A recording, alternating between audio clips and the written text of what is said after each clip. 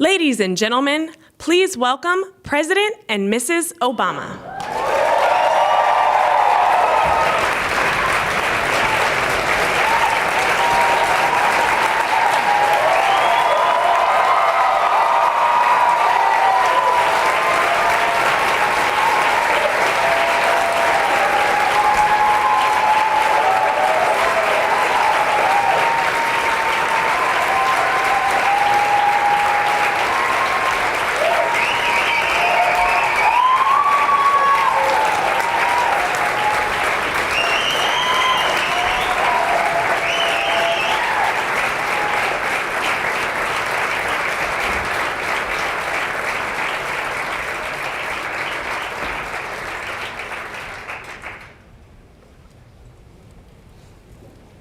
Is Rokhaya Diallo. I'm from Paris, France. My name is Daniel Flynn. I live in Melbourne, Australia. My name is Adea Sturkey. I am a native of Marion, South Carolina. My name is Brian Gunawan, and I'm from Jakarta, Indonesia. My name is Paul Green, and I live in Anvil, Kentucky.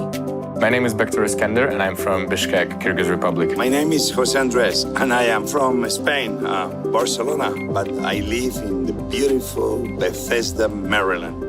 My name is Eddie Tai, and I live in Saigon, Vietnam. This is Genevieve Whitaker, and I am from St. Croix, Virgin Islands of the United States. My name is Amy Woodall, and I'm from Houston, Texas. My name is Sheldon Smith. I'm from the south side of Chicago. My name is B. Flo, and I live in Lusaka, Zambia. Attending the Obama Foundation Summit today is attending an event with the most inspiring and dedicated leaders in the world. To hear about all the great things going on in different places, how we can bring those ideas back to rural America and make those work for us. It is a fantastic opportunity for me to network with like-minded people. I think it's important to actually get connected to as many people as we can to actually see what kind of changes we can create together and also to learn from each other. It can be rocket fuel for unlocking entrepreneurship and innovation around the world. Collaborating and meeting other leaders and finding out ways that they've implemented change in their own communities. I believe in the power of people working together for social good. I am excited about meeting fellow young leaders from throughout the world as we share our experiences and learn from each other. How are they looking at impact, and why is this work so important to them? To see what every one of you in this amazing room is about to do to bring effective change to the world. There'll be a feeling in the room that this is the start of something remarkable, the start of many, many great stories that will grow. Ideas that are birthed in the room at Summit, ideas that have come from it, but together we'll be able to work together to create even bigger impact in our world. I'm looking forward to hearing about all the amazing work that you're doing.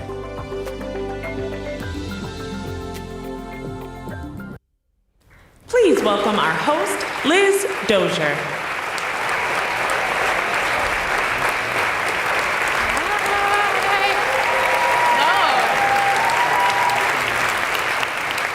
Welcome to Chicago. Let's do it one more time for Chicago. I am absolutely honored to be your host today. Whether you're in the room with us or you're joining us from around the world, we're just so glad that you're here. Before we get started, I just want to take a quick moment to acknowledge the magnificent performers from A People's Music School. That was Amy, wait, hold on, y'all, hold on. That was Amy, Kelly, Julia, Jason, and Melanie. I want to tell you a couple things. One, there are Chicago public school students between the ages of 12 to 17, and it gets better. Hold up, it gets better. And they learned that piece for you in this room. They learned that within the last 48 hours. Now you can give them a round of applause.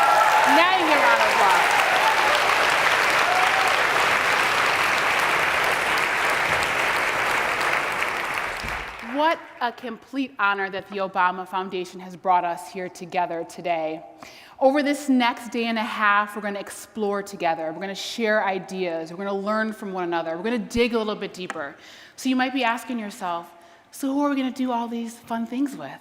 Well, let me tell you. You're going to be doing them with people from 60 countries from around the world and from every single state in our union. From organizers to educators, journalists to scientists, small business owners, and the list just goes on and on and on. We are all here, all of us, every single one of us in this room. We're all here in the long shadow of the organizers, of the activists, of the optimists, of those who came before us, those who really believed, those who believe in the promise and in the possibility that lies within our communities and within the power of connection, and they believe that it was possible for us to work together despite our differences, as do we. Yes, you can take that. That's true, we do believe that. So I'm going to challenge you over this next day and a half. I really want you to go to a breakout session where you might be unfamiliar with a topic, share a meal with someone, introduce yourself to someone that you don't know. Like me, you can, wherever you see me the next day and a half, we can chat, and I can tell you about where to get the best deep dish pizza in Chicago. Now, if you hear laughter because those are the Chicagoans, and Chicagoans know this is a real debate, but you can see me and I will give you what the real answer is, okay? I promise you that. So why don't we just take a second, we're building a community here, just take a second and introduce yourselves to those who are kind of behind you and in front of you. Go ahead, take a minute.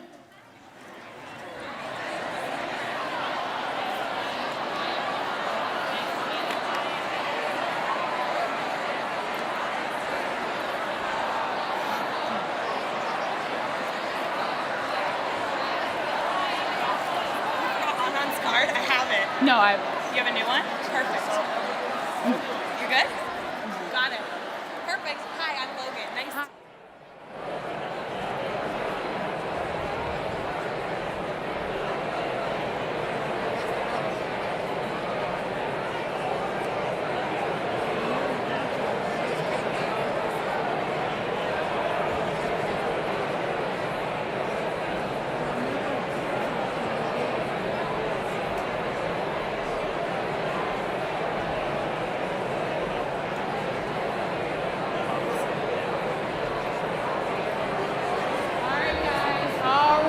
Coming on back together.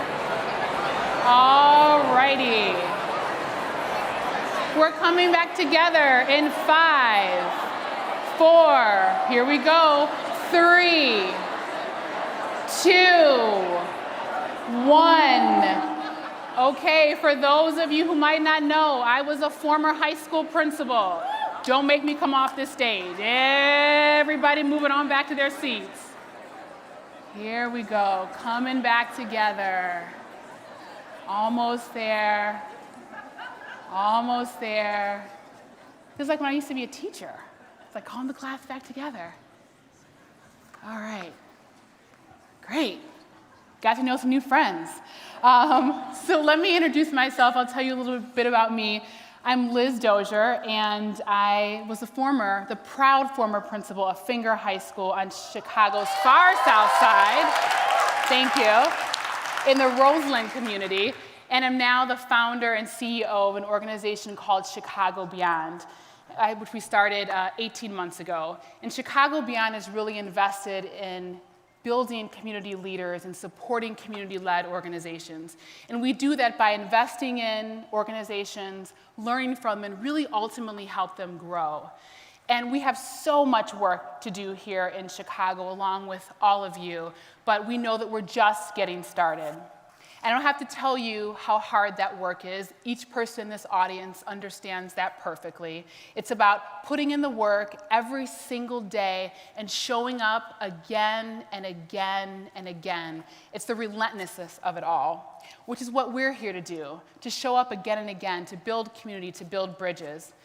In the words of the great poet, Marge Piercy, my hope for us today and over this next day and a half is that we weave real connections, create real nodes, and build real houses. This is our chance, so let's go ahead and make the most of it. Absolutely. And with that, I want to introduce us to an extraordinary thinker. He's just the best person to really start us off for the day. His name is Anand Giridharadas. He is amazing. You got it. He's an award-winning writer who reports from deep within communities. He's going to kick us off by talking a little bit about his book, the latest book that he's written called Winners Take All. It's about people attempting to change the world. And what we love about him is that his intellect is truly matched by his heart. Can you please welcome Mr. Giridharadas?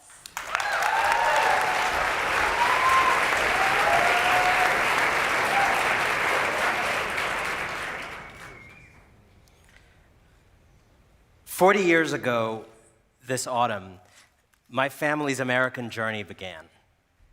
My father crossed an ocean carrying $7 and his parents' prayers. He planted them into American soil and soon began to grow a family with my mother, whom he'd met in French class in Bombay.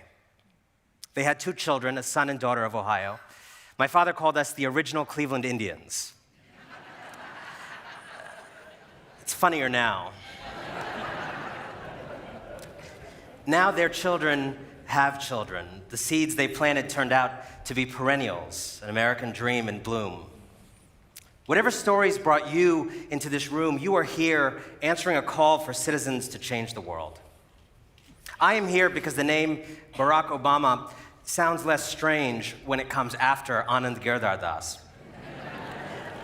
And, it's true. And because I spent the last few years reporting on people who pursue and who resist change. Today, as the summit begins, I want to share some of what I've learned from both. I want to discuss why change is so urgent today, why meaningful change nonetheless remains elusive for many change makers, and how this season of tempests gives change-making fresh promise. First, the urgency. With an assist from Lou Reed, we live in an age of magic and loss. Our globalized automated economy is full of magic. Every day, low prices and next-day delivery on that single Gatorade you one-clicked. But it is also full of loss, of jobs, of the dignity of steady work, of chances to rise. Our technology promises the magic of constant connectedness, yet we feel lost in being atomized on separate screens, trapped in filter bubbles of belief, bobbing in a sharing economy in which the technologists seem to own all the shares. Our societies have experienced the magic that occurs when pluralism flourishes and the marginalized assume their proper powers. But loss stalks those victories as millions revolt against change and supremacies resurface. The losses threaten the magic. We need to invent new systems, new economies, new ways of life to seize the magic while redressing the loss. That is change's burden today, and why change cannot wait. Despite this urgency, many of our most visible, celebrated attempts at change keep failing to alleviate the present inequalities and resentments. In my reporting, I found that real change escapes many change makers because powerful illusions guide their projects. First, the illusion that the world can be transformed one starfish at a time. Second, the illusion that you can change the world without changing people. And third, the illusion that you can change the world without being rooted in it. The starfish illusion is captured in a popular parable. 2 friends see thousands of starfish on the beach. One picks up a few and throws them back into the ocean. The other, staring at the multitudes, asks, "What difference does it make?" The thrower replies, "It makes a difference to that one."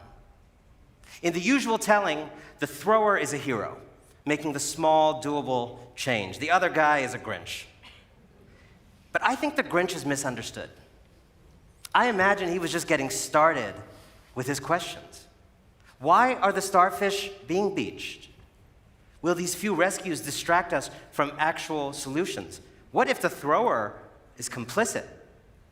A fisherman who dredges the seabed, or an oil man whose work worsens climate change, or even just a consumer of mussels or oil. Now it gets real.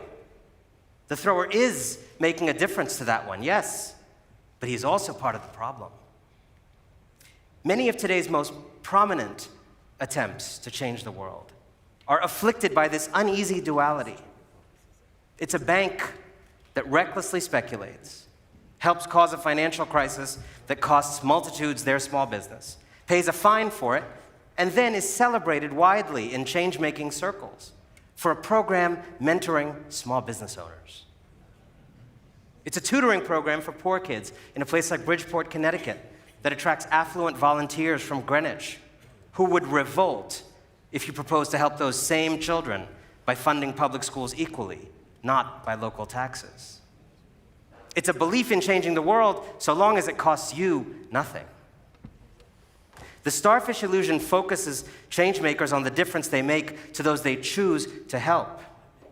Yet they risk avoiding the causes of the disease and remedies that would actually cure it.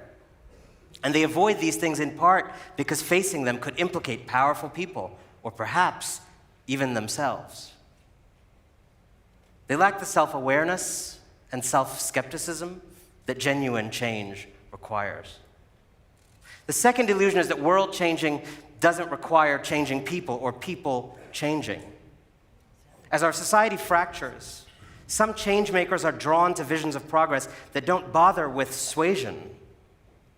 I'm thinking especially of those of us who live in what we regard as the America of the future and who can think of ourselves as woke, aware of injustice, committed to pluralism, willing to fight for it. As wokeness has percolated from Black resistance into the cultural mainstream, it seems at times to have become a test you must pass to engage with the enlightened, not a gospel the enlightened aspire to spread. Either you buy our whole program, use all the right terms, and expertly check your privilege, or you're irredeemable. Is there space among the woke for the still waking? Today there are millions who are ambivalent between the politics of inclusion and the politics of exclusion. Not quite woke, not quite hateful. Men unprepared by their upbringing to know their place in an equal world. White people unready for a new day in which Americanness no longer means whiteness. People anxious about change's pace, about the death of certainties. The woke have a choice about how to deal with the ambivalent. Do you focus on building a fortress to protect yourselves from them, or a road to help them cross the mountain? A common answer to this question is that the people angry at losing status don't deserve any help. They've been helped. I understand this response. It is hardly the fault of the rest of us that those wielding unearned privilege bristle at surrendering it, but it is our problem. The burden of citizenship is committing to your fellow citizens and accepting that what is not your fault may be your problem. And that amid great change, it is in all of our interest to help people see who they will be on the other side of the mountaintop. When we accept these duties, we may begin to notice the ways in which our very different pains rhyme. The African-American retiree in Brooklyn who fears gentrification is whitening her borough beyond recognition probably votes differently from the white foreman in Arizona who fears immigration is browning his state. Yet their worries echo.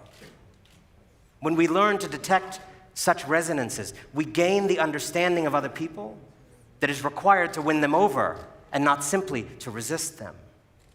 It isn't enough to be right about the world you want to live in. You got to sell it, even to those you fear. Finally, there is the illusion that you can change the world without being rooted in it.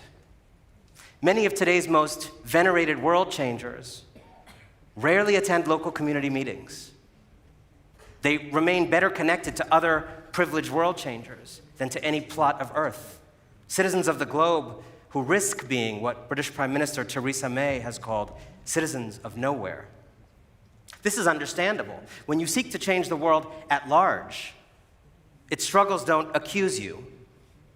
When you seek change at home, you have to deal with all you have voted for, done and not done, and quietly benefited from. The creep of business thinking into change-making fuels this escapist citizenship. Many change-makers no longer ask what they owe a community, but where they can find the highest marginal impact. I wonder if the values of optimization and effectiveness have caused some change-makers to forget the value of loyalty. Frida Kahlo once asked, if we are not our colors, aromas, our people, what are we? Nothing. And you don't love your mother or country because she's quantifiably McKinsey certified as the best. I hope not. But because she is yours. This kind of love mustn't be spreadsheeted out of the work of change. When leaders fail to belong in this way, communities are starved of leadership and leaders of what you learn from being part of community. We might not have had such a fearsome backlash against trade and immigration if more of us had been locally enmeshed and listening.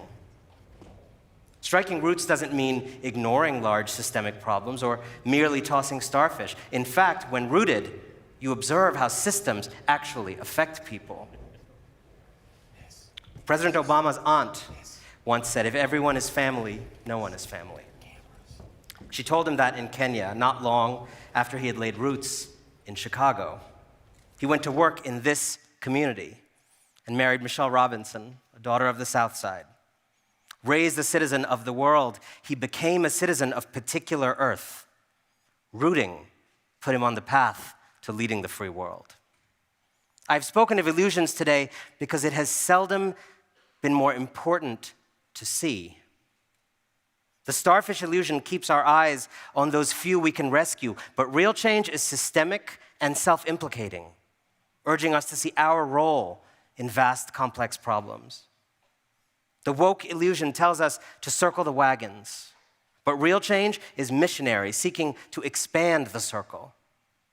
The global illusion tempts us to be thinly everywhere, not thickly somewhere. But real change is rooted and comes through bargaining with your fellow citizens as equals. These days, I find myself filled with a strange kind of hope. When times grow dark, the eyes adjust. What I see stirring in the shadows is people realizing that they have neglected their communities in an age of magic and loss. All around, I see people awakening to citizenship. For decades, we imagined democracy to be a supermarket where you popped in whenever you needed something. Now we remember that democracy is a farm where you reap what you sow. For decades, we thought of citizenship as a possession. Now we remember that it is something you do, not something you hold.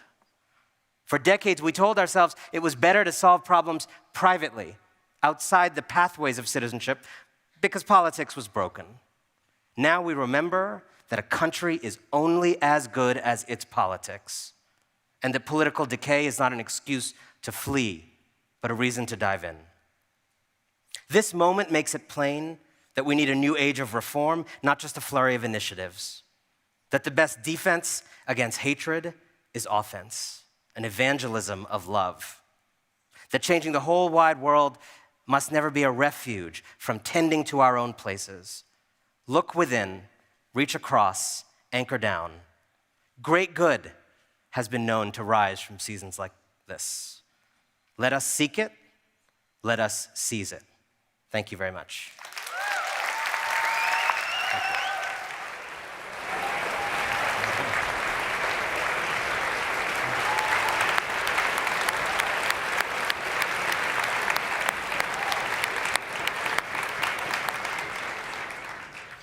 And to think we're just getting started. We're just getting started.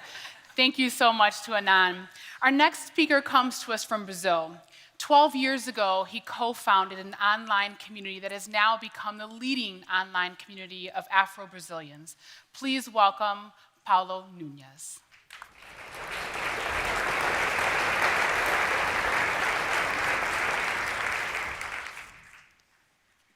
I was born in Salvador, Bahia, northeast of Brazil, the African capital of the Americas, a beautiful place with a unique culture, a UNESCO heritage site, a place with a lot of culture that you can see in this photo here. But I'll tell you one story. I don't know if you know that, but Brazil has the second largest black population in the world. We have received 4.5 million Africans during the slave trades. It was about 10 times more than the United States. We also were the last country in the Americas to abolish the slavery in 1888. Brazil is for sure a very diverse country. I was lucky to be born in a place you see in this photo. All right, not a swimming pool place, the other poor side of the photo. And there, I've seen many problems like racism, violence, oppression. But there, I've also learned about one important thing, resilience. That made me understand more about the roots of the violence. And the roots of the violence is inequality. Inequality generates problems such as poverty, police abuse, and mass incarceration. That's in Brazil. This problem is even bigger than the United States. But today, I want to talk to you about another major problem there in Brazil. Media representation. As you can see in this photo, that's how the mainstream media in Brazil show our people, our kids, our ladies.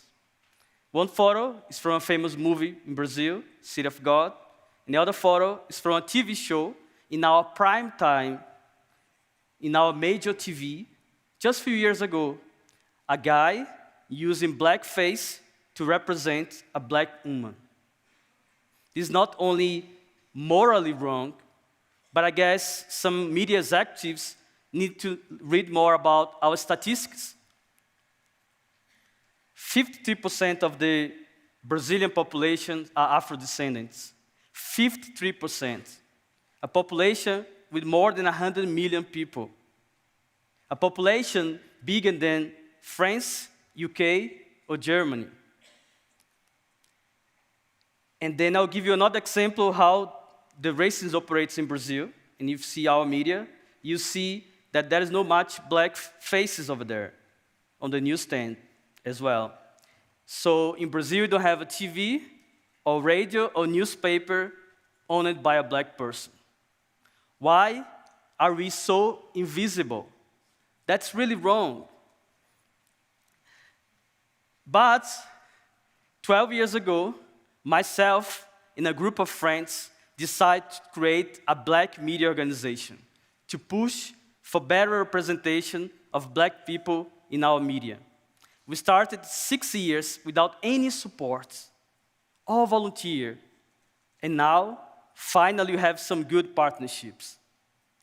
And 2 years later, we decided not only to seek for better representation in the media, but also to create our own daily news. Here's Correio Nagô, our website that covers stories that traditional media is missing every day. And I'll show you some stories that we are covering right now. For example, the government of Brazil is trying to remove a historical Afro-Brazilian community from their territory using their force against a centenary community. Also, fundamentalists are attacking Afro-Brazilian religions online, and not only that, they are also destroying their traditional temples, a clear example of a religious intolerance. But we also have in Brazil to spark a big movement. And these big movements now have a lot of YouTubers, creators, bloggers, that they are taking over the traditional media with new stories and new narratives. And guess what? Now, the traditional media is looking to partner with us. This photo you see here is from an event that we put together, a traditional newspaper in my city with digital influencers. And I'll give you another example. This is Tiama, a friend of mine, digital influencer, that's now on the morning show on the major TV in Brazil with her afro hair, beautiful costume, and big smile.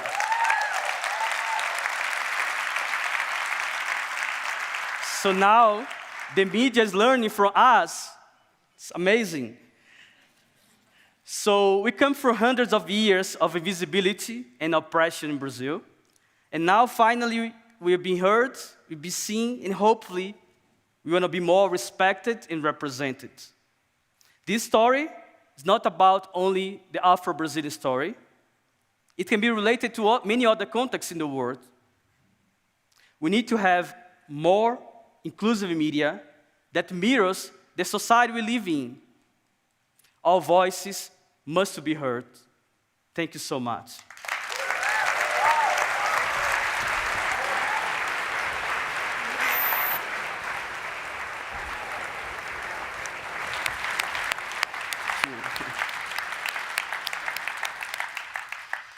Thank you so much to Paulo. Up next, we have Marjorie Shaka, a rising star of the European Parliament.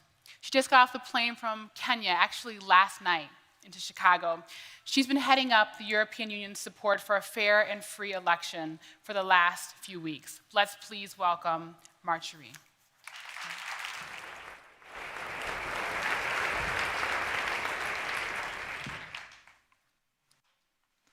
Politicians are disconnected from reality, and people trust car salesmen more than their representatives.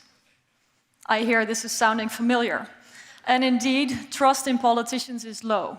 It's too low. And it is upon us to rebuild that trust. Yet, the promises of a return to a romanticized past are deceiving, and closing borders or erecting walls are not the answers to today's global challenges. Instead of turning inward, we must appreciate that the public interest is also at stake in the global arena. At the moment when technology connects us worldwide, it is a matter of leadership and civic duty to shape the society of the future, based on the democratic values that have brought people the highest quality of life, in order to preserve that quality. The reality is that all politicians and each government see influence flowing elsewhere, from nation-state governments to the local level to networks and multilateral organizations, from public institutions to private companies, from democracies to authoritarian states. Now, some may say, from the positive side, individuals have become so empowered that they no longer depend on government. Isn't that great? But on the downside, democratic principles are being eroded and even replaced with profit models and authoritarian governance. The digital revolution is leading to a redistribution of power that is not matched with the redistribution of accountability and oversight. So, is this the end of democratic governments, and will algorithms, artificial intelligence, and robots just take over? Will all politicians be fired? No. But we do need a radical rethink and reinvent democratic governance in a world where everyone and everything will soon be digitized and connected. While the role of governments is changing, global technology companies are now the ones confronted with challenges that traditionally landed exclusively on the desks of diplomats and politicians. Should media apply censorship under pressure? Who to call when the internet is shut down entirely in an attempt to control people? And which legal checks and balances are in place before content is taken offline? According to which law? Global technology companies are the new sovereigns, but they're designed and engineered to maximize profit, not democracy. And the de facto norms that they set can lead to conflict with the rule of law, also in democracies. A large social media platform recently removed pictures of a centuries-old statue in Italy, sexually explicit. The same happened to the iconic picture of the Napalm Girl. A video of a political speech I personally gave addressing the need to end torture was removed, taken offline, labeled as spam. Now, I know speeches in European Parliament are not always the most inspiring, but they could not legitimately be labeled as spam, and political speech must be free. Social media platforms have become political arenas and catalysts for junk news sprawling. They're also the only place where most young people see news. But probably the most far-reaching impact of digitization and subsequent power shifts is the loss of the state's monopoly on the use of force. States are less and less capable of maintaining exclusive control over critical infrastructure and of defensive and offensive technologies. Instead, they procure technologies, often with far-reaching capabilities, and then they're not able to stop worldwide proliferation of these tools afterwards. We must urgently avoid that the digitization of everything becomes the privatization of everything and the weaponization of everything. When every device, from a hairdryer to a self-driving car, can be used for malicious attacks, even without the user knowing it, who is responsible for enforcing safeguards? With the Internet of Things, artificial intelligence, the relationship between the public interest and private companies takes on an entirely new dimension. So in short, technology companies have a growing impact on the state of democracy, and states operate with a growing dependence on technology companies. In this new reality, the interdependence of well-functioning digital infrastructure applies to both governments and companies. They need it, because no one can afford a breakdown of the global banking system, for example. Now, historically, when new technical possibilities arose and interdependence became stronger, the momentum for global norms opened up.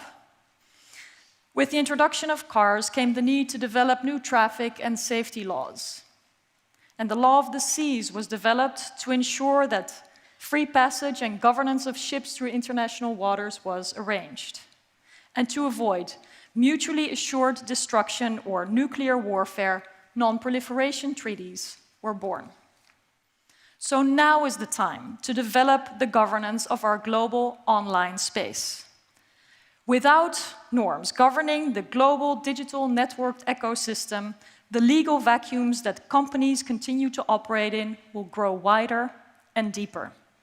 And this, in turn, risks further eroding trust in tech companies themselves, as well as in the governments, for whom these global players seem entirely out of reach. We already see pushback against big Silicon Valley players who are accused of negligence to defend democracy. But when global tech giants do take a greater responsibility for safeguarding democratic and public principles, it will have a positive ripple effect. We should aspire to see democracy going viral. And there's no time to lose. With growing ambitions of authoritarian states to dictate global norms of their own, wishing to maximize control over the internet, bringing governance of technologies within their territory, the threat against the very promise of a global, open internet has never been bigger. So this is the time to build a democratic digital convention involving civil society groups, private companies, and yes, governments. This digital democratic convention would develop a global democratic set of norms that would be ascribed to, no matter where a company is located. We must draw a line in the sand. Governments must be stopped from interfering with people's rights and the core infrastructure of the internet. But tech companies should be stopped when they interfere with core democratic principles. The alternative, an internet ruled by the law of the jungle, is unfolding before our eyes. We see a science fiction version of 1984 with total control of people's every digital move. Leadership is key, not only as a moral or civic duty, but it's in our self-interest to deliver upon the promise of a networked society that empowers individuals and respects and protects fundamental rights online. So instead of promising to press the pause button on globalization and digitization, or dreaming of a return to a romanticized past, it is our role to redesign governance in a hyper-connected world and to base it on the very democratic values that have brought people the highest quality of life, instead of us adopting norms that others set, whether for maximal power or profit.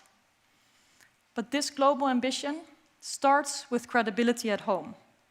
Clearly, retreating behind borders or walls is not an option when the world gets more connected every day and when so much is at stake. Thank you.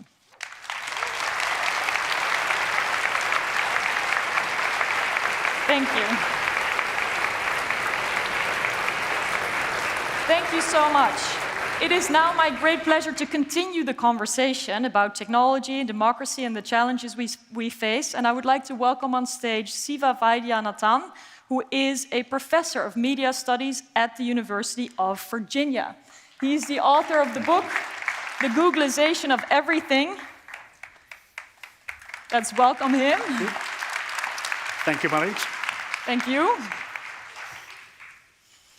So let me start by asking you, what went wrong? Because there was such a promise of the revolutionary impact that technology would bring, and here we are. Well, you mentioned George Orwell's 1984. I'd like to reflect on a different book, a different dystopian book, which was Aldous Huxley's Brave New World. In that book, the authoritarian mindset takes over, not because we're afraid of some centralized power that surveils everything and instructs us through fear. But in that book, the citizens are lulled into complacency. They're so entertained, they're so distracted, they're so fractured that they don't care about retaining power in the people. And I think that actually might be our greater fear. But remember, back in 2011, early 2011, as we watched on our television screens, young people filling the streets of Tunis and Cairo, and we thought at that moment, oh my gosh, this was a story we were told. We were told that social media platforms were engaging and informing and organizing these uprisings and striking a blow for democracy. And we thought, oh my gosh, 2011 is 1989 all over again. People talked about Twitter revolutions. I remember even Facebook revolutions. And, It turned out not to be accurate and not to be true and not to be complete. In fact, what we've learned since, especially in 2016 and 17, is that if you wanted to build a machine to spread propaganda for authoritarianism and nationalism, religious nationalism, ethnic nationalism, you could not do better than our current social media platforms. They're basically designed for that. They're designed for that because they amplify powerful emotions. That's what their algorithms are designed to do. Every time we see something that generates powerful emotions, we click, we share, we comment. And we teach those algorithms to spread those high emotion messages as far as we can do. So what counts as high emotions? What generates high emotions? Pictures of puppies, pictures of children, and hate speech. I mean, there's more to it, but... Quite a difference. Exactly. So what have we seen in recent years? We've seen the rise of dangerous nationalisms that have been energized and guided and essentially performed on social media platforms in places like the Philippines, like India, like most alarmingly in Myanmar. But is this also a bit of a sort of, what people would label a cat and mouse situation where agency is mostly extended? So yes, individuals are more empowered, but so are governments or those who are in the boardrooms of these big companies. How do you see that? Or is it really only exacerbating these very powerful feelings of hate in the cases of the countries you mentioned? Any strong emotion. That strong emotion can be towards something that we might consider positive, right? You could, and we do see people use these tools to organize for civil rights, for human rights, for voting rights. We see them at the local level, we see them at the global level. So it's not that these I've used tools, it for my campaigning. Exactly, right? So they're very powerful tools for motivation, but they're not powerful tools for deliberation or debate. And so what we've had by structuring our political lives through these tools, we've rendered ourselves highly motivated, angry, and yet disconnected, especially from those who might disagree with us. So is this emotion of anger stronger than an emotion of, happiness or... Well, the happiness stuff, the puppies and the babies, that's what social media platforms were created to do. And we all signed up for them, because we wanted to see pictures of our cousins' babies and lots of other cute, lovely things. But since that time, since we first signed on to social media, the whole idea, as driven by these companies, has changed to the point where Facebook especially now strives to be the operating system of your life. It wants to guide your commercial life, your intellectual life, your political life, and your social life. And by allowing ourselves to be so immersed and distracted, and by allowing this company to reach 2.2 billion people around the world, we've essentially bought into Aldous Huxley's Brave New World.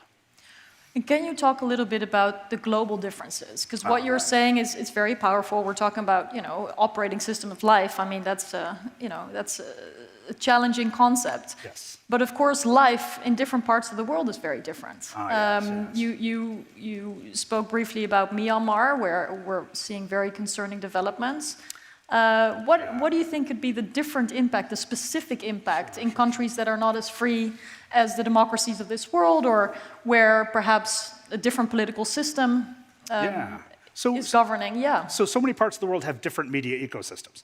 And so much of our discussion, I think, is unfortunately guided by the rather complex media ecosystem of North America or Western Europe, where we have multiple outlets. We might not get all of our news from Facebook. We might only get half of our news from Facebook, which is probably bad enough. But in a place like Myanmar, where it had been a closed society for so many decades, and then only in 2014 did people get high-speed phone connections, data connections through their phones. And immediately, Facebook came into that society and introduced its sort of socially generous, as it phrases it, service called Free Basics, where people who use Facebook on their phones don't have to count that use against their data plans.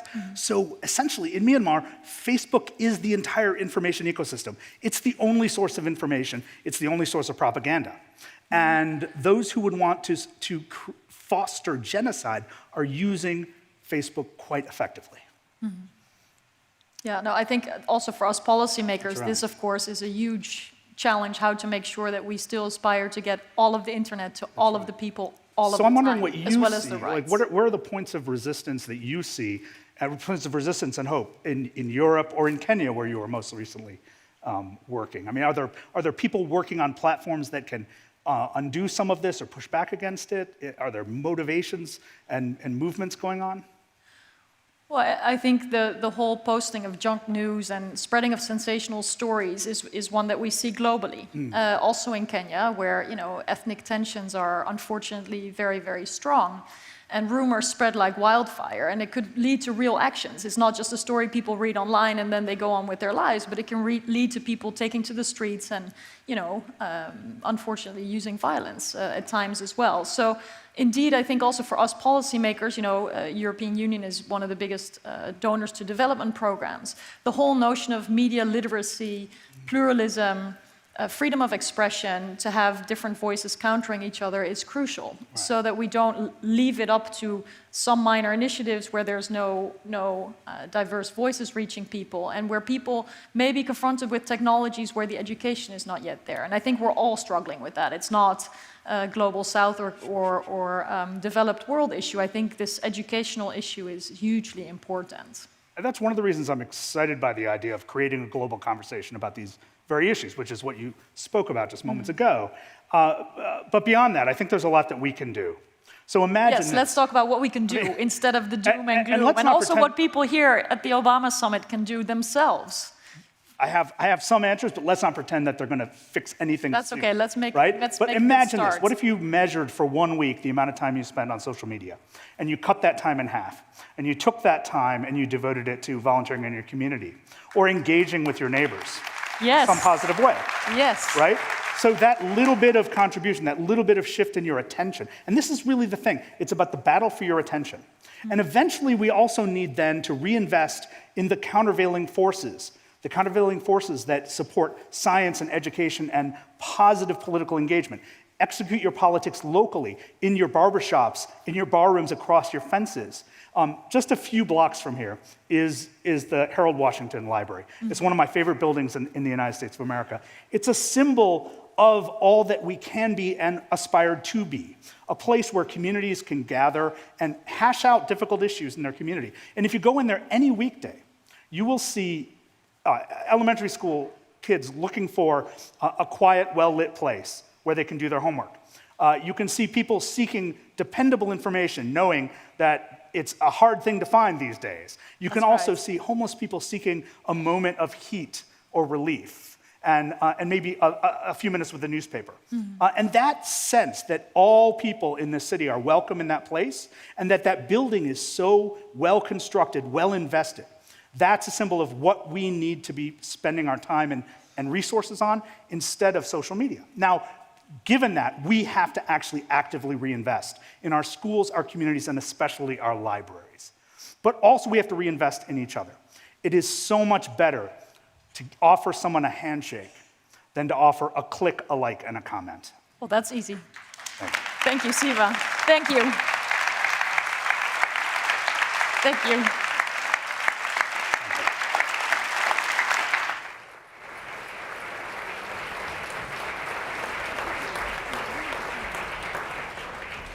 Thank you so much to Marjorie and to Siva. That was illuminating.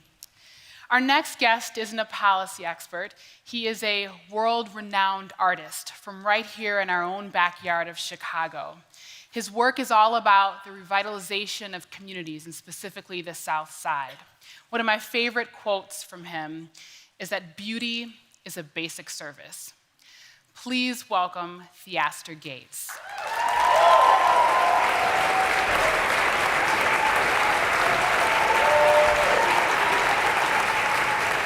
How y'all doing? What's happening? I wanted today to talk about sticks and stones. Maybe sticks, stones, and clay and abandoned buildings. But for the talk's sake, let's say sticks and stones. The city of Chicago came to me with a pretty big problem. We had 90,000 trees that needed to be torn down over the next 5 years. Ash, borer, beetle infestation, and they were trees all over the city, all over the region. Parkways, neighborhoods, playgrounds, all would have to have these trees removed.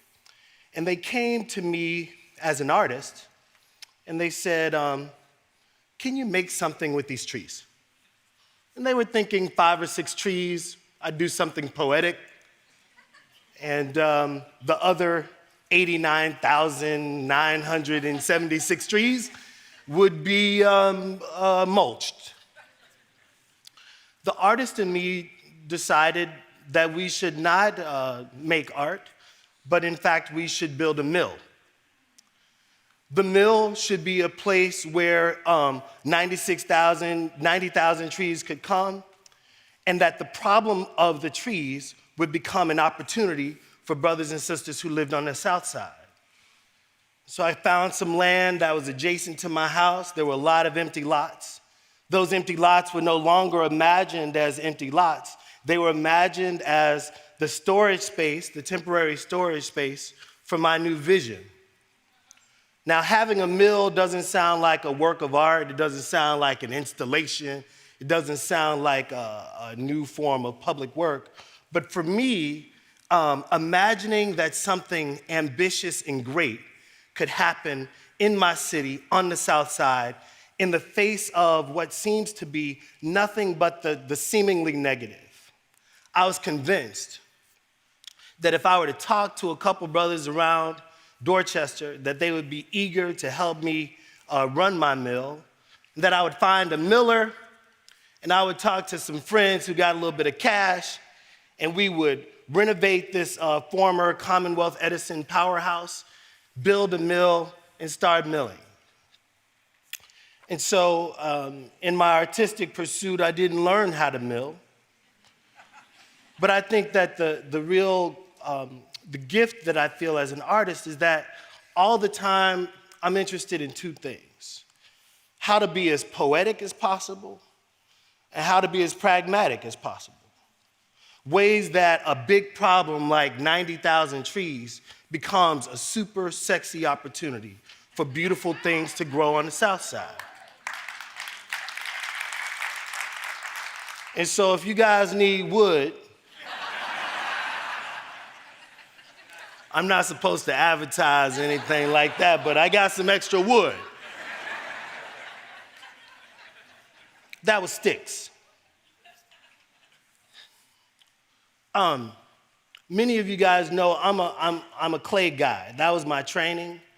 But I also just love raw material because I'm always thinking about how modular units have the ability to make really cool things happen. So there was a church down the street from where I lived called St. Lawrence. St. Lawrence was going to be torn down. There was nothing I could do about the tear down because there were folk who already had gotten the building and were going to do interesting things with it, perhaps. But I asked the demo crew if I could go in and if I could have one last conversation with St. Lawrence and Jesus. Up in the cupola, you can see the Last Supper. And I said, hey, man, while you're finishing your chicken, can you just come down and help me figure out what we're going to do with this site? Is there a way that the Holy Ghost might be in my hands? And as a result of it being in my hands, we find something to do with this land. I found out that St. Lawrence was a builder of churches and libraries, and I'll come back to Larry. But I asked the demo crew if we could hire another crew on top of them, and that we would then palletize all of the bricks, clean the bricks up, try to make good with the remains, make good on the sticks and stones. And they said, yeah, we'll sell you the pallets and we can figure it out. We figured it out. All right, some brothers. And we found ourselves in the conversation of building. What would it mean to take these old bricks, these old sticks, and then reimagine them in a different context? So I found myself with a mill and a brick manufacturing company. When the Walker Art Center asked me if I would do a piece of public art, I said, I'd love to, but you gotta buy my bricks. That's economics, that's creative economics for all you theory people out there. The sticks and stones have allowed me to then think about abandoned buildings and construction in new and interesting ways. And I have to admit that when you work on the South Side, if you're building something, it's not like you have to work real hard to find help. The brothers will come up to you and say, hey, man, can I help you? And so if we think about the history of Stony Island, it was a once bustling, really amazing place. And around Stony Island, on Dorchester, Kenwood, Kenbark, all of those things in pink are buildings that we've successfully restored over the last 6 or 7 years. But this building was the last of a particular kind of great building, but it was in really bad shape. And so we started, cleaning up the joint. I asked the mayor of the city of Chicago, can I have the building? He said yes. Now, many people think that when, you get a building for $1, that the building is $1. When you get a building for $1, the building is not $1.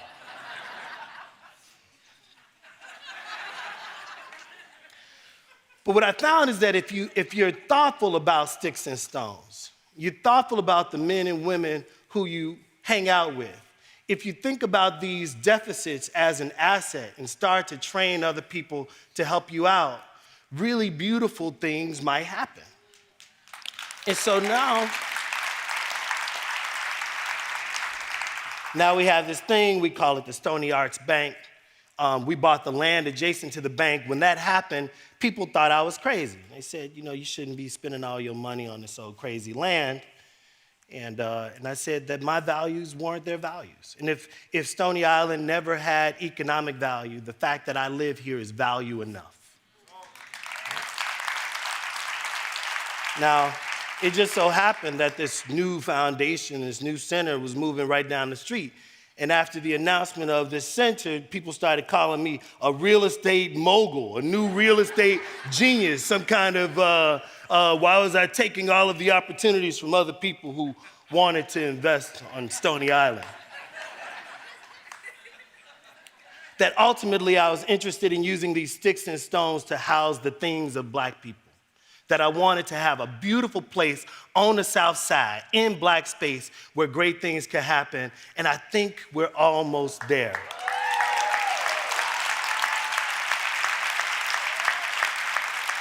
In my world of art, problems lead to opportunities and should lead to action.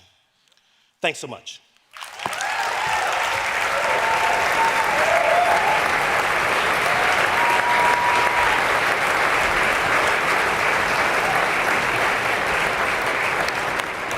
So powerful. Every time I hear him speak, it just gives me chills.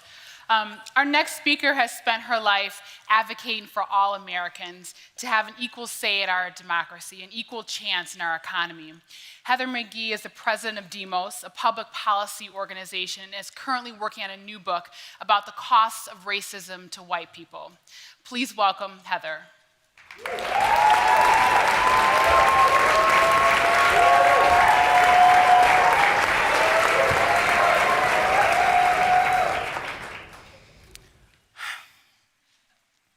The economy is not the weather. Economic news may come to us like a weather report, the stock market going up or down like the temperature, but it's not actually unseen natural forces that dictate the way the wind will blow economically. A better way to think about the economy is as a massive multiplayer game where the most powerful players, usually government officials and business executives, are constantly able to change the rules that make it easier and harder for some players and some teams to score points. In today's economy, the name of the game is inequality, and there just aren't that many winners. But the good news is it doesn't have to be this way. We don't just have to weather the storm of widespread economic insecurity. We can rewrite the rules of the game so that everybody wins. Back when my parents were born, the purpose of the game was different. The goal was to create a lot more winners. Bobby Kennedy summed it up this way, saying, "It is the essence of responsibility to put public good ahead of private gain." So the players in power wrote the rules so that one man with a high school diploma and a unionized factory job could support a wife and children, buy a home, have health care and a guaranteed retirement pension, and even save for the future. If he wanted to go to college, he could get a free government grant, not a loan. And the CEO of his company typically paid himself about 25 times what he paid his average worker. Meanwhile, in Europe, nations were rewriting their rules to express a solidarity forged in the fires of war. And all over the post-colonial world, independence was the rallying cry. The Cold War was beginning to pit two nuclear-armed superpowers against each other in terrifying ways. But the rivalry inspired unprecedented public investments in science and education. In the industrialized world, the path to a secure middle-class life was fairly open, and government paved the way with laws and programs to promote the public good. But in the decades after the civil rights movement, the most powerful players began to articulate a new purpose for the game. Ronald Reagan's vision supplanted Bobby Kennedy's when he said he wanted, quote, "an America where above all, people can still get rich." It became a bipartisan consensus that if there were more points on the board for some players, the rest of the players would eventually do better. It hasn't worked out that way. My generation is proof. We make about 20% less than our parents did at our age, struggle with childcare as a new expensive necessity, and instead of pensions, we have personal stock accounts that could disappear in a crash. We're less likely to own our homes, and we carry 5-figure student loan debt because of the disinvestment from public college. Racist rules around who can own what has created a wealth divide that's actually grown over the past generation. For every dollar of wealth owned by white families, Black and Latino families have less than 15 cents. And that advantage is not about education. A white high school dropout has the same wealth as the average college-educated person of color. Half of American families couldn't pay a $400 bill that landed on their doorstep without going into debt or selling something. Meanwhile, a CEO typically pays himself not 25 times his average worker, but 300 times. The unions that used to help ordinary folks have a say in writing the rules have been under relentless attack and have retreated from 1 out of every 3 workers to just 1 in 13. The changes in the laws on capital and mergers have given rise to mega corporations and national chains that dominate the marketplace, smothering competition and small businesses. And of course, climate change is a rising cost to our economy that goes unchecked as fossil fuel companies are allowed to put next quarter's profits ahead of the next generation. So what I'm saying is inequality isn't just a natural byproduct of megatrends like automation, globalization, and demographic change. These phenomena are real, but they're circumstances that we in a democracy should have the power to shape and control. The problem is our democracy has become as unequal as our economy.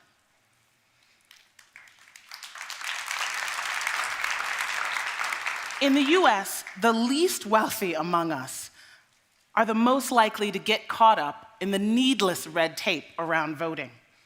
And in recent years, we've had a rash of gerrymandering and deliberate voter suppression, photo ID, cutting early voting, purging citizens from the rolls, all to skew the electorate upwards even further. And then there's the money. Less than 1% of the population provides the vast majority of the funds that determine who runs for office and what issues get political attention.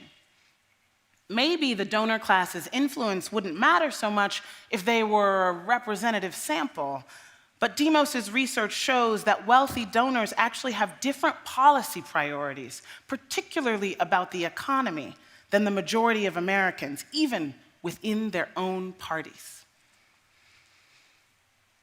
We can all feel it. There's something broken in the spirit of our democracy, in the root word of our democracy, in the demos, the people. I'd like to argue that it's no coincidence that the rules have changed to make it harder for the average American to get by at the same time as the face of the average American has changed.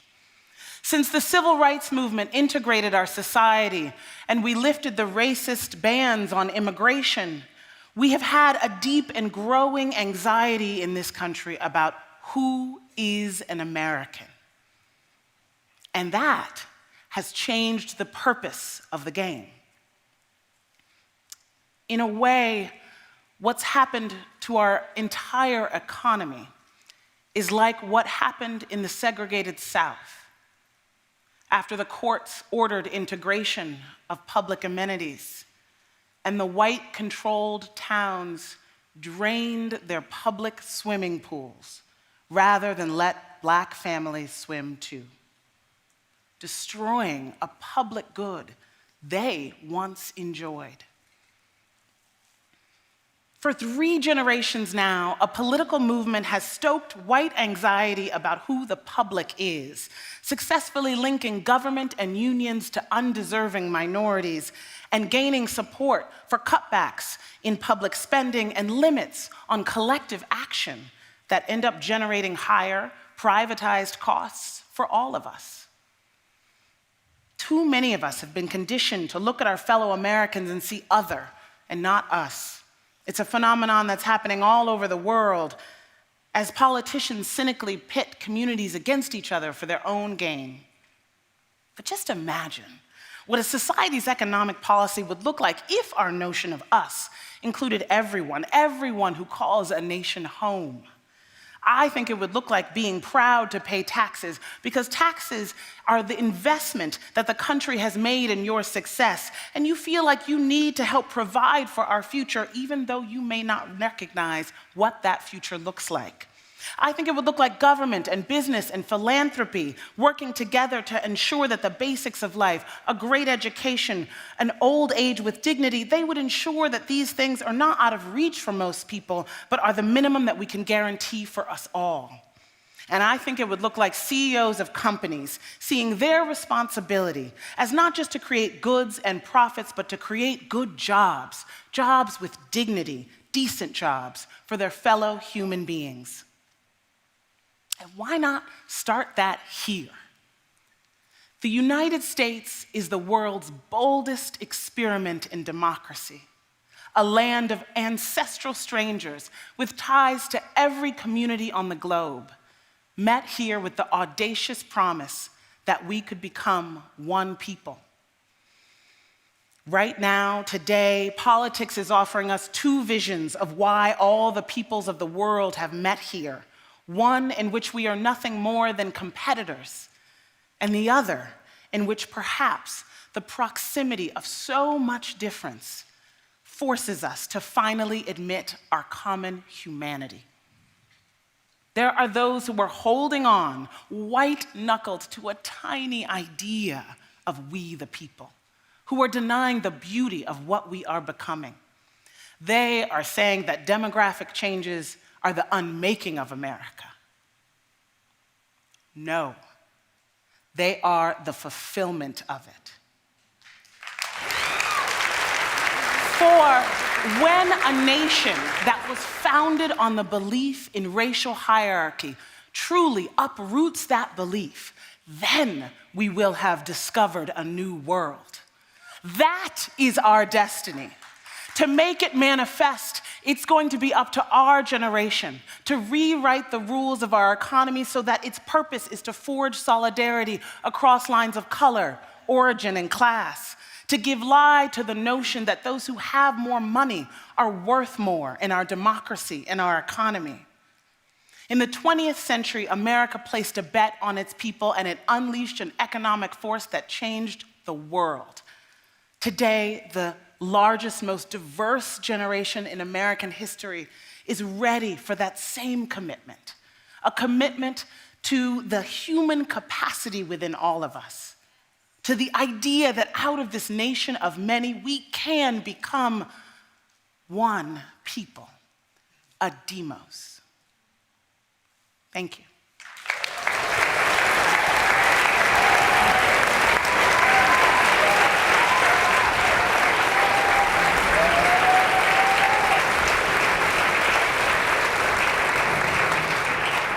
Thank you so much to Heather. That was so powerful.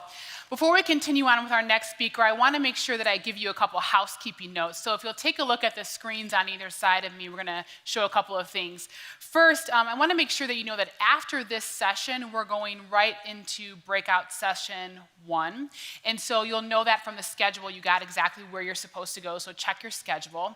And we're going to meet back in here after that session at 6:15. So we're starting right on time, so come on back in. Secondly, the dinner buses are going to depart right after Prince Harry's talk. So right after that, we are going to be leaving right out, and the buses will be right outside. And lastly, a quick reminder on the Wi-Fi, which is right up here, so that you have that for your Wi-Fi needs. Our penultimate speaker is one of those people whose very presence just makes you want to be a better citizen. She is beyond amazing. I'm so excited for you to hear her. She serves as a coordinator for the National Rural Assembly, and she makes this really strong case about how urban cities and communities have so much to learn from rural communities. Would you please join me in welcoming Whitney Kimball Co.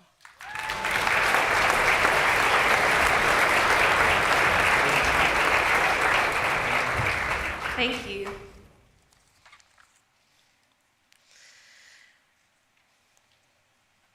So I remember the day when I told my parents that I'd changed my mind about everything.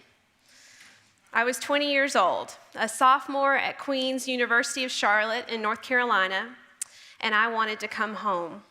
Well, not right at that moment. I wanted to finish school, but after that, I wanted to find my way back to my hometown of Athens, Tennessee, population around 13,000 people in the valley of the southeastern Tennessee area.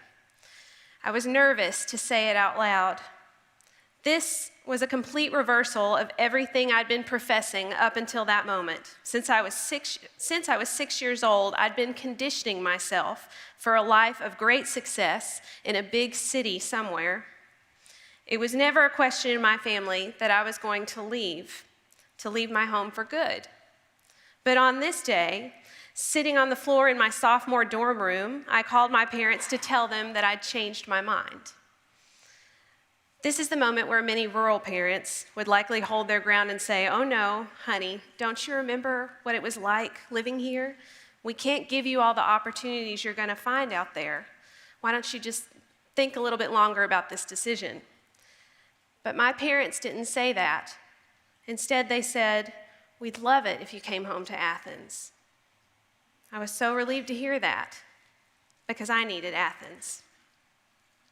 I'm home now, building a life with my husband, Matt Co, and my 2 daughters, Lucy and Susanna. My parents live 1 street over, and my brother Andrew and my sister-in-law live right behind us. We call our corner of Woodward Avenue the family compound. When I ran for a seat on Athens City Council, our neighborhood was full of "with wit" signs. I didn't win the seat, but I fell in love with my community all over again. Athens is pretty much the same as I remember. It still has a lot of the cultural markers of a small town. We like to stay within sight and sound of each other. A trip to the grocery store is like going to church. You know it's just going to take longer than you think it will because you're going to see everyone you know. We're also an intergenerational place, and everyone wears multiple hats, so I can serve on the Friends of the Library board with my first grade elementary school teacher and work backstage at our local arts center with my OBGYN. You don't have to belong to or attend church, but people know who goes where and how often they're in the pews. And when catastrophe strikes, like the tornado that hit us in 2016, we pull out all the stops for our neighbors. There's nothing fancy or cutting edge about my community. We have more amenities than some rural areas and less than others. Rural people walk a hard line between disparity and abundance. In the US, we're nearly 20% of the population and about 80% of the land. Yet we have historically been bypassed by government and exploited by big companies who have extracted our resources and left precious little investment behind. We know about trauma and addiction and suicide. We know about shuttered hospitals and crappy roads and underfunded schools and spotty broadband. And we know that 1 in 4 kids lives in poverty. Those are our kids and our youth who are told they have to leave to save their lives. That's all part of the rural story. But also part of our story is what I call a practice of participation. We can't control the systemic barriers and disparities that hunt us and haunt us. We can't control the forces of globalization and automation that have taken our livelihoods, our jobs. But we can control our response to these forces, and usually that means we just keep participating. We keep showing up at funerals and potlucks, at PTA meetings and choir practice, at football games and city council meetings. We keep checking out library books and performing in community theater productions. We make our plans for here and about here, as writer Joe Carson says. And that regular practice of participation is what characterizes our relationships, and it gives us the ability to live and work and worship together in spite of disagreements. And it helps us withstand the tangles of partisanship too. It's hard to dismiss someone when you expect to see them tomorrow, and the day after that, and the day after that. I hope you're not hearing me say, though, that rural futures are secure because we have community spirit. I'm not saying that.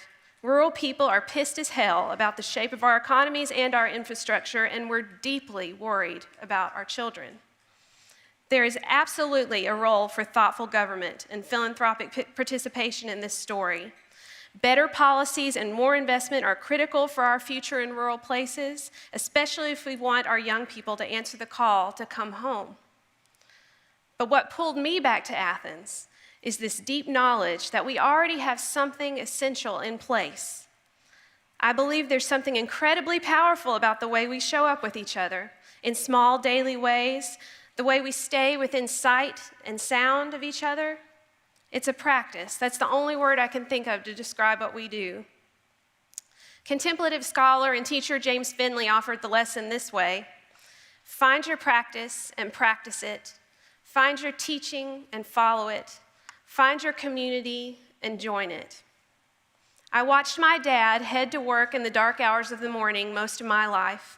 He's a community banker, and he's retiring today after more than 45 years. Yep. Art Kimball, 45 years of investing in the people of our community. When he'd get off work, he'd go to the next thing: Wednesday night choir practice, soccer practice with me and my brother Andrew, or play practice at the Arts Center, which my mother started. Often, he'd go off to a board meeting at the local YMCA or the Economic Development Board. For 45 years, my dad just kept showing up.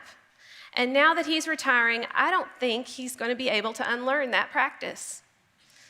Consistent participation in community is simply the hardest work we can do in this moment, whether we live in a rural or urban place.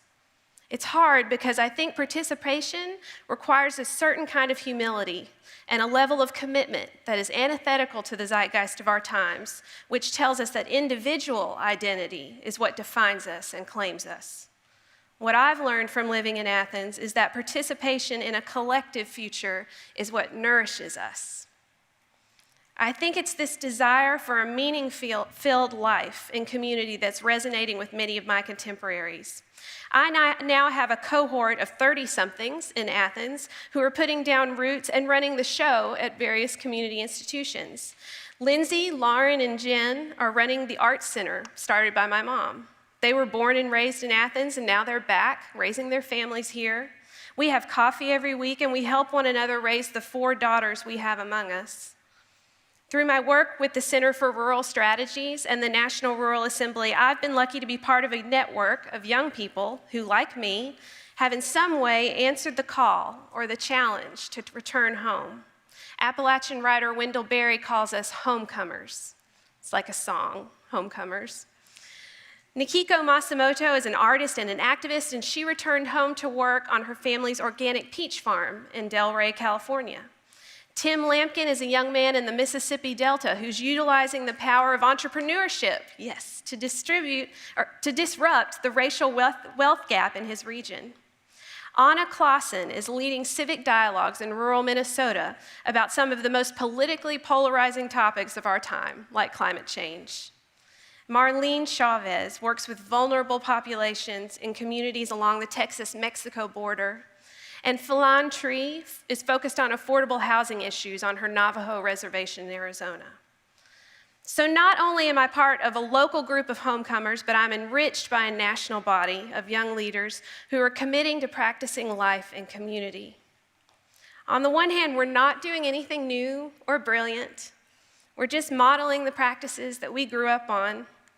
But I do believe that we're doing the thing that is truly necessary right now. In this time of great divisiveness and polarization across every kind of border, we're doing the hard work of staying in community. My mother loves this piece from playwright Joe Carson. I lived in harmony and good union with my friends and neighbors, and I have kept a piece of earth in working order. I'm proud of that. We're facing huge challenges right now about how we'll continue to feed and fuel our planet. But even more important, I think, is this question of how we stay within sight and sound of one another across all the barriers and borders we put up. I think rural people have something to teach us about repairing the breach. Thank you.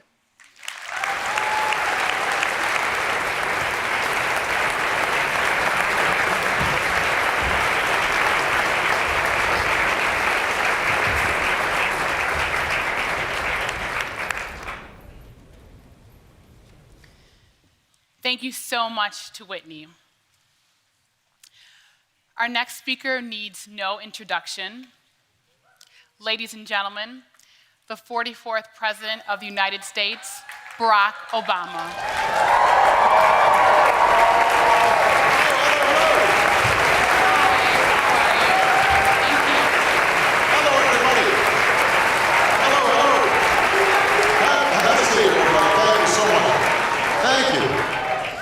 So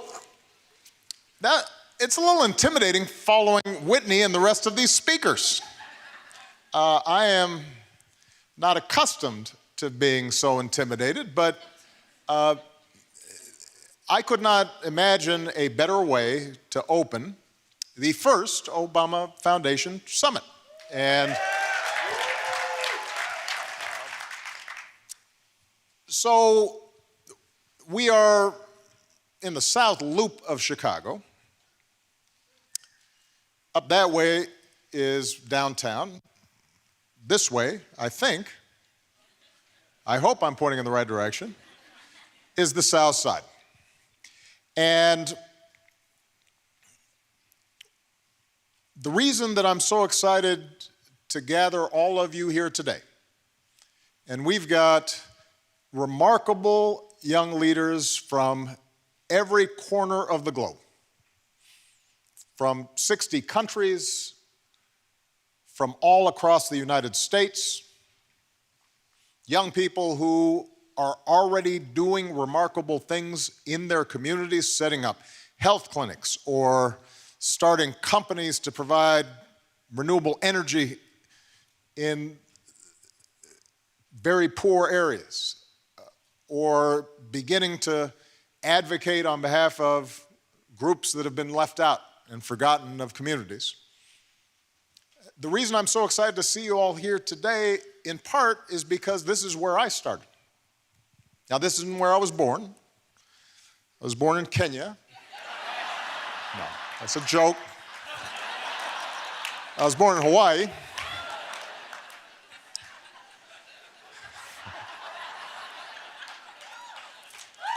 But I was, and I had a little bit of a misspent youth. Did some things that fortunately were not recorded because there was no social media. Hence, I was ultimately able to be elected president. But in college, I either began to develop a social conscience, or at least all those values that my mother had whispered in my ear started to come back to me about being kind and being useful and caring about people who were less fortunate than you and being a peacemaker rather than an instigator and trying to lift people up instead of putting them down. And so I started thinking to myself, how could I have an impact? How could I make a difference? And if you're here today, wherever you're from, whatever you look like, however you worship, whatever your cause or calling, one thing that binds all of you together is at some point in your lives you've asked yourself the same question, which is, how can I have an impact? How can I make a difference? So I was inspired in particular by the civil rights movement here in the United States, of young people going door to door to try to register people who had never been able to vote before, and freedom riders who were willing to sit down and suffer all sorts of indignities in order for their societies to be transformed. But there wasn't any movement around at the time when I graduated from college, so I looked around, and ultimately there were a small group of churches on the south side of Chicago that were interested in dealing with steel plants that had closed and racial turnover that had taken place, and had decided to hire a community organizer to help them stabilize their communities. And they had no money, so all they could afford to hire was me.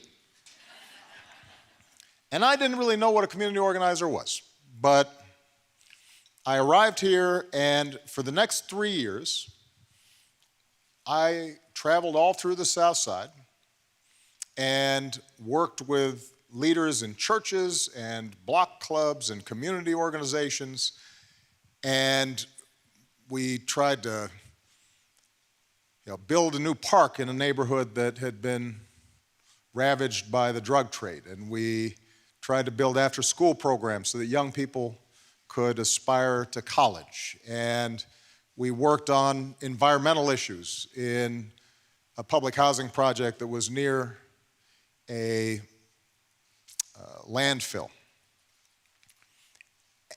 And I didn't really set the world on fire.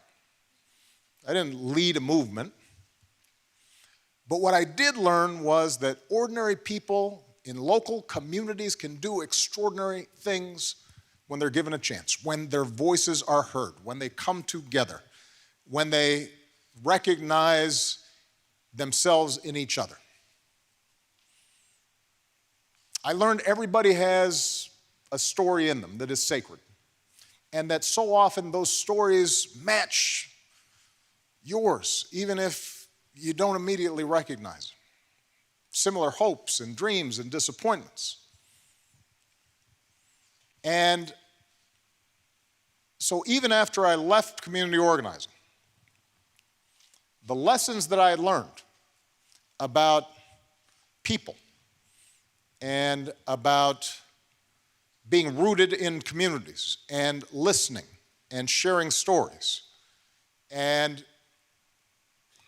creating power from the bottom up rather than the top down to bring about real change, those lessons never left me. And that was just a few miles from here. 10-minute, 15-minute drive close to where Theaster showed those pictures, close to where Michelle grew up. And I carried those lessons with me even after I'd become President of the United States. And I'd start traveling all around the world and all around this magnificent country that I'm proud to be the citizen of. And I would meet young people who were just like me, maybe a little better than me, who had asked themselves how could they make a difference, and who had started sharing their stories and listening and gathering stories in their communities and had begun to mobilize and organize and make things happen. And so throughout my presidency, whenever I got down, whenever I got cynical, whenever things got tough, the one thing that I knew would always pick me up was when I met those young people with that vision and that talent and that motivation, that desire to have an impact and make a difference. So when I asked myself after the presidency, how could I have an impact? When I asked myself after turning 56, it's not too late, you can still have an impact. What should you do? The thing that was most exciting for me was the idea of creating a hub, a venue, a place, a network in which all these young people across the globe and across the country, from every background and every race and every religion, could start meeting each other and seeing each other and teaching each other and learning from each other. Because if we could create an architecture, a platform for those young people to thrive and to grow and to scale up all the amazing stuff that they were already doing locally, and not just to root themselves locally, but then be able to germinate and seed change all around the country and around the world, then there's no problem we couldn't solve. There's no aspiration that we might not reach. And so that's the plan. That's the vision. And although we've got some pretty good ideas about how to get started, before we started rolling out a whole bunch of programs and before we started to lock in and make investments about buildings and fellowships and internships and this and that and the other, we thought, why don't we practice what we preach and listen first?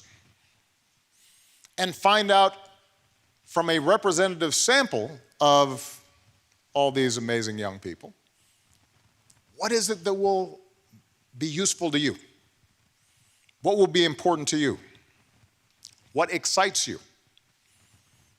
How can you most effectively learn from each other and work together and stay connected and build a movement for change? And that's what this summit is here today. So our goal is not to present some fixed theory of how change happens.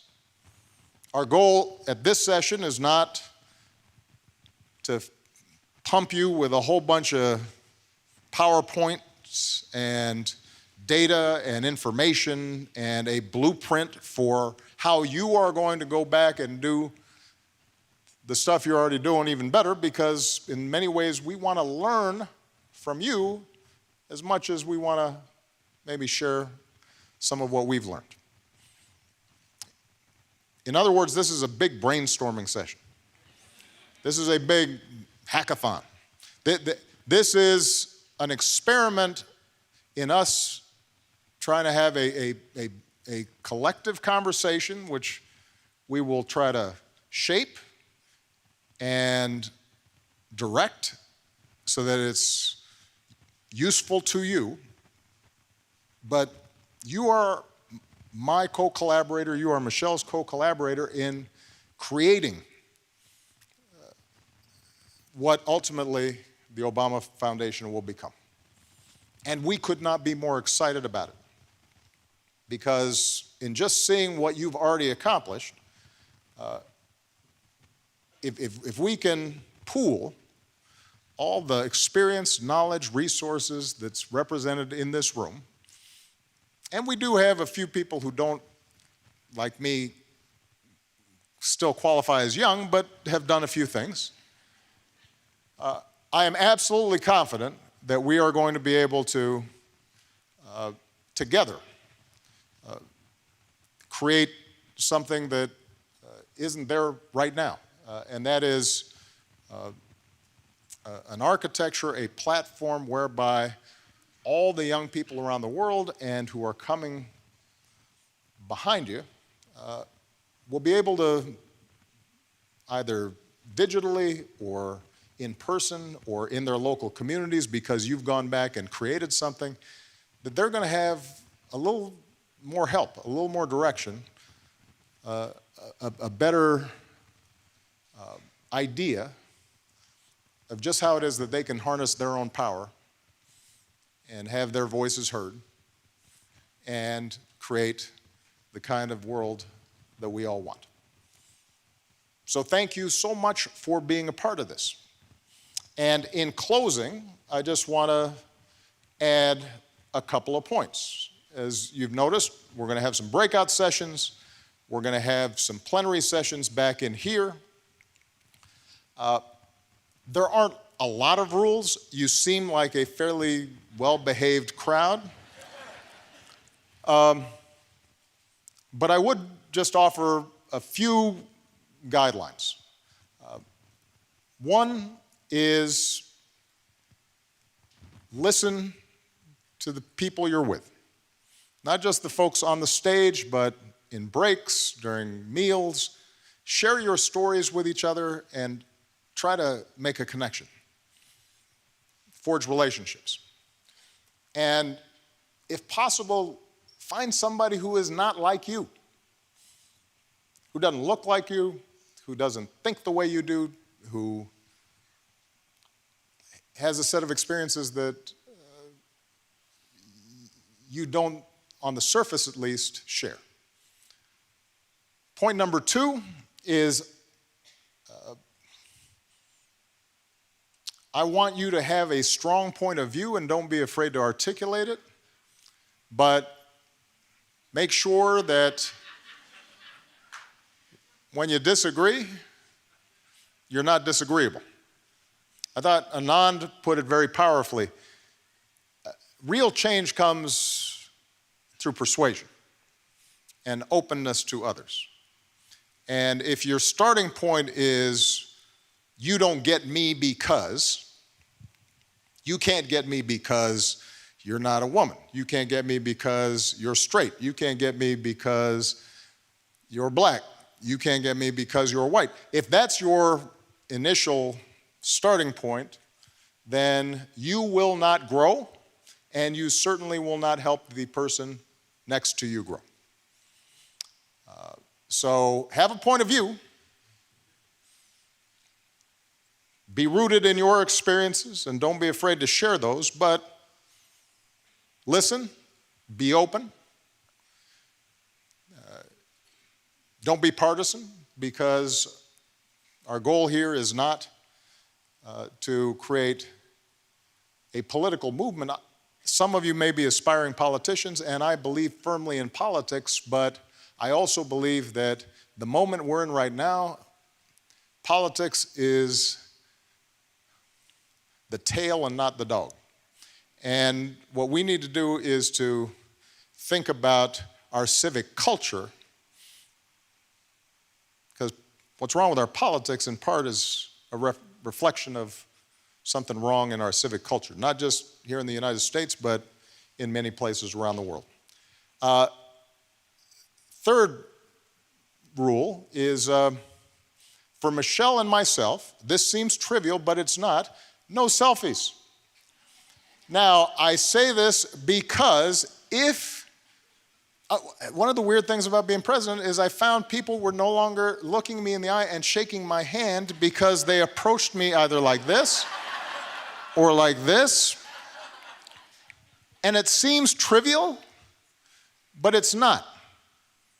We had a terrific debate and discussion about social media, and I am all pro social media. I would not have been elected president had it not been for young people organizing in states all across the country through social media. It is an amazing tool, but if it is blocking you from having a conversation or seeing somebody and recognizing them and listening to them because you are so busy trying to get a picture, then you are, I think, in some ways contributing to what separates us rather than trying to break through. Right? Now, so that seems trivial, but that's big. It also will allow Michelle and me to have actual conversations with you, which will be nice. And the fourth thing is have fun, because the work all of you do in local communities, the work you aspire to do on an even broader stage is hard. And it's full of frustrations and setbacks. And for every step forward that you take, sometimes it feels like there will be 2 steps back. And part of what this potential community provides, part of you being able to meet and connect with people who are doing what you're doing in other places around the country and around the world, is maybe to make you feel a little less lonely.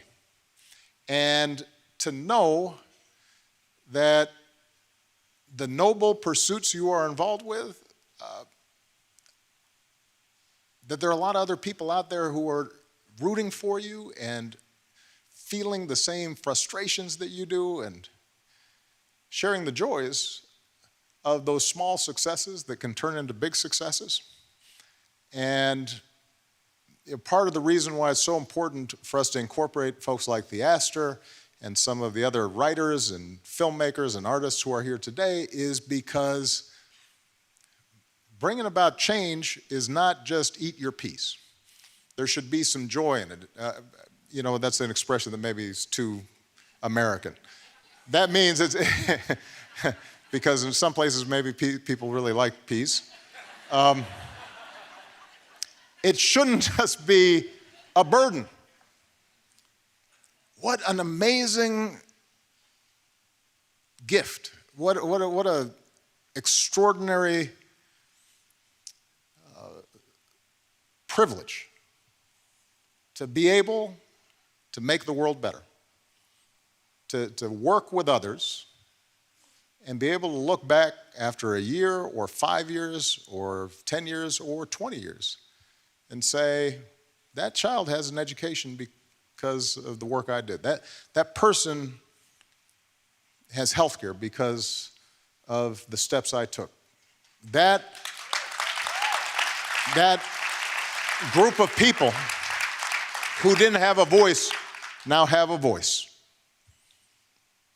That entire society of women now can do things that used to be exclusively reserved for men. Those gay or lesbian young people no longer fear who they are. What a powerful thing that is. What a joyous thing that is. That's what you represent. So have fun. Thank you very much, everybody. Michelle Obama.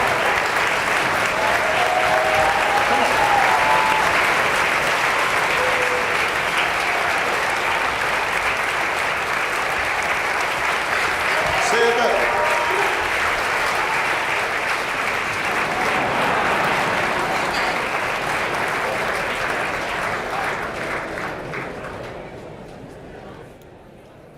Please make your way to your scheduled